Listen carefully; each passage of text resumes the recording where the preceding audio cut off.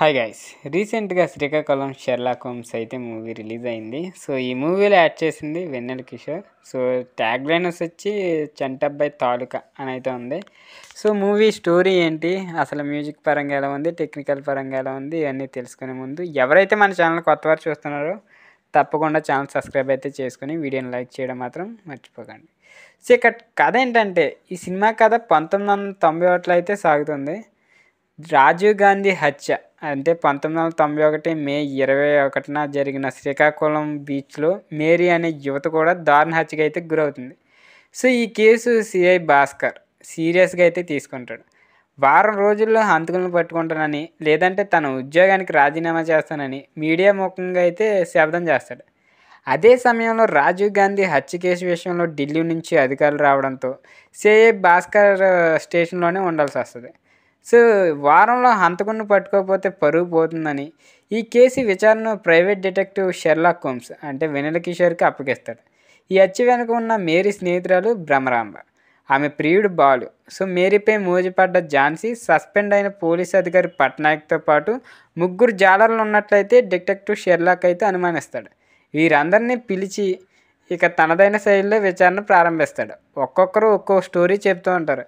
వీరిలో మేరీని హత్య చేసింది ఎవరు, ఎందుకు చేశారు, అసలు డిటెక్టివ్ షెర్లాక్ నేపథ్యం ఏంటి, అతను డిటెక్టివ్ వృత్తిని ఎందుకు ఎంచుకున్నాడు, మేరీ హత్య కేసుతో షెర్లాక్ ఉన్న సంబంధం ఏంటి, చివరికి హంతకులను ఎలా పట్టుకున్నారు అనేది మిగతా స్టోరీ. సో ఎలా ఉందంటే, డిటెక్టివ్ కథలు టాలీవుడ్కి కొత్త ఏమీ కాదు. చిరంజీవి చంటబ్బాయి మొదలు నవీన్ పొలిసిటీ ఏజెంట్ సాయి శ్రీనివాస్ ఆత్రేయ వరకు చాలా సినిమాలు ఈ కాన్సెప్ట్తో వచ్చాయి. కొన్ని కథలు సీరియస్గా సాగితే మరికొన్ని కామెడీగా సాగుతూనే థ్రిల్లింగ్కి అయితే గురి చేస్తాయి. సో కానీ ఇలాంటి కాన్సెప్ట్తో వచ్చిన శ్రీకాకుళం షెర్లాక్ హోమ్స్ మూవీ అయితే అటు కామెడీ పర్వాలేదు, ఇటు థ్రిల్లింగ్కి అయితే గురి చేయలేదు. రెండు యావరేజ్గానే ఉంటాయి. సో హాలీవుడ్ రేంజ్ టైటిల్ దానికి జస్టిఫికేషన్ ఇచ్చే కథ ఎంచుకున్న డైరెక్టర్ మోహన్ కొంచెం ఇంట్రెస్టింగ్గా కథను నడిపించడం మాత్రం ఫెయిల్ అయ్యాడని చెప్పచ్చు. సో డిటెక్టివ్ చేసే ఇన్వెస్టిగేషన్ మాత్రం హత్య జరిగిన తీరు వరకు ఏది ఇంట్రెస్టింగ్గా ఉండదు. రాజీవ్ గాంధీ హత్య జరిగిన రోజు ఈ హత్య జరిగినట్లు చూపించడానికి సరైన కారణం కూడా ఉండదు.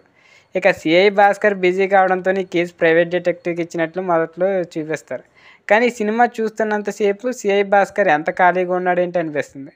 ఇక డిటెక్టివ్ చేస్తే ఇన్వెస్టిగేషన్ ఆసక్తికరంగా లేకపోయినా కనీసం నవ్వుకునే విధంగా కూడా ఉండదు. మధ్యలో వచ్చే చిన్న చిన్న స్టోరీలు చాలా రొటీన్గా ఉంటాయి. ఇక రాజీవ్ గాంధీ హత్యకు గురైన విషయం తెలిసిన శ్రీకాకుళం సిఐ అలర్ట్ అవ్వడంతో సినిమా ప్రారంభమవుతుంది. నగరంలో ఎలాంటి అవాంఛనీయ ఘటనలు జరగకుండా అర్ధరాత్రి అంతా పోలీసులు పెట్రోలింగ్ అయితే చేస్తారు. ఈ ఘర్షణకు దిగిన ఇద్దరిని అరెస్ట్ చేయడం, పోలీసులు చూసి ఒక కారు వెనక్కి వెళ్ళడంతో ఏదో జరుగుతుందనే క్యూరియాసిటీ ఆడియన్స్లో కలుగుద్ది. సో ఇక హత్య జరగడం, విచారణ కోసం డిటెక్టివ్ షెర్లాక్ రంగంలోకి దిగడం వరకు కథపై ఆసక్తి అయితే పెరుగుతుంది. ఆ తర్వాత విచారణ భాగం వచ్చే చిన్న చిన్న స్టోరీలు అయితే బోరింగ్ అనిపిస్తుంది. ఇక ఒక్కొక్కరు చెప్పే స్టోరీ ఇక మూవీ చూసిన వాళ్ళకి కొంచెం భారంగా ఉంటుంది. సో అలాగే ఝాన్సీ అనే పాత్ర తీర్చిదిద్దిన విధానం కూడా అంతగా ఆకట్టుకోలేదని చెప్పొచ్చు. అయితే హంతకులు కూడా ఎవరనే విషయం చివరి వరకు ఆడియన్స్కి కనిపెట్టకుండా చేయడం డైరెక్టర్ కొంతవరకు సక్సెస్ అయ్యారని చెప్పొచ్చు. ఫస్ట్ హాఫ్తో పోలిస్తే సెకండ్ హాఫ్ కాస్త బెటర్. మేరీ ఎవరు హత్య చేశారు, ఎందుకు హత్య చేశారు అనేది ఇంట్రెస్టింగ్ అయితే ఉంటుంది.